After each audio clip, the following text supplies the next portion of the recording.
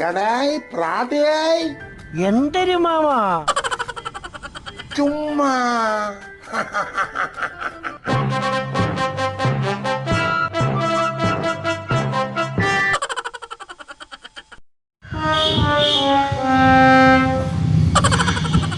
അയ്യയ്യോ എരണം കെട്ടവൻ ഉറങ്ങി തൂങ്ങി തട്ടണം നോക്കത് പ്രാട്ടിയായി പ്രാട്ടി ചെറുക്ക എന്തരടാ എണ്ണക്കേട് കാണിക്കുന്നേ ഒട്ടും വയ്യാമോ ശരീരത്തിനും മനസ്സിനൊന്നും ഒരു സുഖമില്ലാമോ. അയ്യയ്യോ ഇനി എന്നാണ് നിന്റെ മനസ്സിനും ശരീരത്തിനും സുഖം കിട്ടണത്? എൻ്റെ മാമ ഉറങ്ങിയിട്ട് എത്ര ദിവസമായെന്നറിയാമോ? ഉറങ്ങേണ്ട സമയത്ത് ഉറങ്ങണം, അല്ലാതെ ഉത്സവ പറമ്പിൽ ചെന്നിരുന്ന് പരിപാടിയും കണ്ടോണ്ടിരുന്ന ഇങ്ങനെ. ഉത്സവ പറമ്പിൽ പരിപാടി ഒന്നും കാണാനല്ല പോയത്. പിന്നെ എന്തായാലും നോട്ടി മാമ കല്യാണം കഴിഞ്ഞിട്ട് 24 വർഷം ഇത്രയും ദിവസം വരെ എനിക്ക് ധാരാവണ്ണം ഉറങ്ങാൻ പറ്റില്ല, അറിയാമോ? കല്യാണം കഴിയണ ആദ്യത്തെ ആഴ്ച ചിലവരൊക്കെ ഒന്നും ഒരു ഉറക്കം ഉണ്ടാവില്ല, പിന്നെ പിന്നെ നല്ല ഉറക്കം കിട്ടും.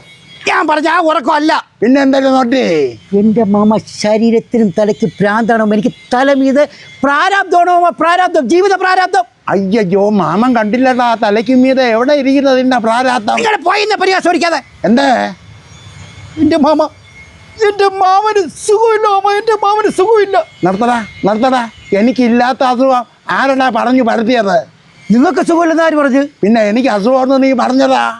മാമനല്ല, എൻ്റെ മാമന് സുഖമില്ലെന്നാണ് ഞാൻ പറഞ്ഞത്. ഞാൻ അല്ലാതെ പിന്നെ ആരടാ നിന്റെ വേറെ മാമൻ? എൻ്റെ മാമ എൻ്റെ പെമ്പറന്നാര അച്ഛന് സുഖമില്ല, എൻ്റെ പൊന്നു മാമന് സുഖമില്ലെന്നാണ് ഞാൻ പറഞ്ഞത്. കാരണ അവൻ എന്തൊരു പറ്റി? മാമ നിങ്ങൾക്കറിയാലോ, അങ്ങനെയൊക്കെ പണ്ടേ മുട്ടുവേദനയാണ്. പണ്ടേ അവന് മുട്ടുവേദന എന്നല്ലേ? മെനിങ്ങാന്ന് രാത്രി കിടന്ന് ഭയങ്കര കരച്ചിലും പിടിച്ചിലുമായിരുന്നു. എന്തരേത്? എനിക്കത് കാണാൻ പോയ നേരെ ആശുപത്രി കൊണ്ടുപോയി, കോട്ടയ്ക്കകത്ത് കൊണ്ടുപോയപ്പം അവർ പറഞ്ഞു ഇവിടെ കൊണ്ടുവന്നിട്ട് കാര്യമില്ല, നിങ്ങൾ ജില്ലാശുപത്രിയിലെ മെഡിക്കൽ കോളേജിലെ കൊണ്ടുപോകാൻ പറഞ്ഞു. കൊണ്ടുപോയാ അവിടെ കൊണ്ടുപോയപ്പോൾ ഡോക്ടർ പറഞ്ഞു ഇതിൻ്റെ സിഗമെന്റ് പോയെന്ന് പറഞ്ഞു. സിഗമെന്റാ? മുട്ടിന്റെ സിഗമെന്റ് പോയെന്ന്. ചെറുക്കൻ ലിഗമെന്റ് അങ്ങനെ എന്തിനാ പോയെന്ന് പറഞ്ഞു. അപ്പൊ എന്തരേത്?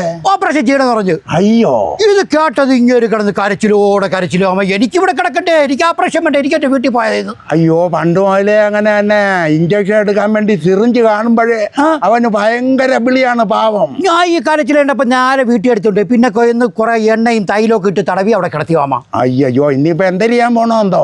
എന്തിരിയാ മാമ, ആയുർവേദം, allopathy, homeo, English, Hindi, Malayalam, സംസ്കൃതം കൂടെ കാണിക്കുന്നായിരുന്നു. സംസ്കൃതം കാണിച്ച് ചെയ്യാവോ അമ്മ? ഇഴിച്ചു പോടാ. ഇനിയിപ്പോ എന്തരിയാൻ പോണേ? അത് ഞാനും എൻ്റെ ഭാര്യ കൂടെ ഒരു തീരുമാനത്തിലെത്തിയോ അമ്മ. എന്ത് അവനെ അടിച്ച് വെളിയിൽ ഇറക്കാൻ പോണ? മാമ എൻ്റെ ഭാർഗവ മാമയല്ലേ, ഭാർഗവ മാമൻ്റെ മോനെ കൊണ്ട് കാണിക്കാൻ പോണേ രതീഷിനെ. യാത് ഭാർഗവ മാമായി? മാമ കുഞ്ചി വീട്ടിലെ ഭാർഗവ മാമല്ലേ, അങ്ങനെ ഇളയ മാമയുടെ രതീഷ് മറ്റേ യൂട്യൂബ് ചാനൽ നടത്തണ ഒരു വെളുത്തിറക്കായി.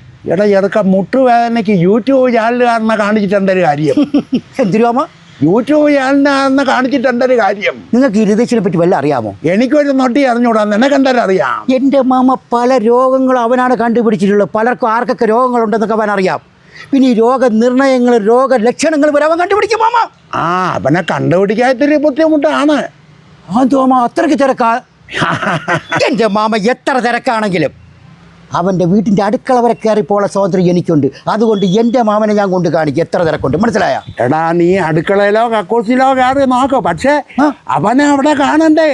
എവിടെ പോയോ? അമേരിക്കയിലോ പോയോ? മമ്മൂട്ടിക്ക് ഇല്ലാത്ത രോഗം ഉണ്ടെന്ന് പറഞ്ഞ് വരത്തിയതിന് നാട്ടുകാരെല്ലാം കൂടെ അവൻ്റെ നട്ടല് അടിച്ചു ഓടിച്ച് ആ ചെറുക്കൻ്റെ നട്ടെല്ലും കൊണ്ട് ഭാർഗവൻ ഇപ്പൊ ഓരോ ആശുപത്രി കയറി ഇറങ്ങി നടക്കണമെന്ന്, മനസ്സിലായാ?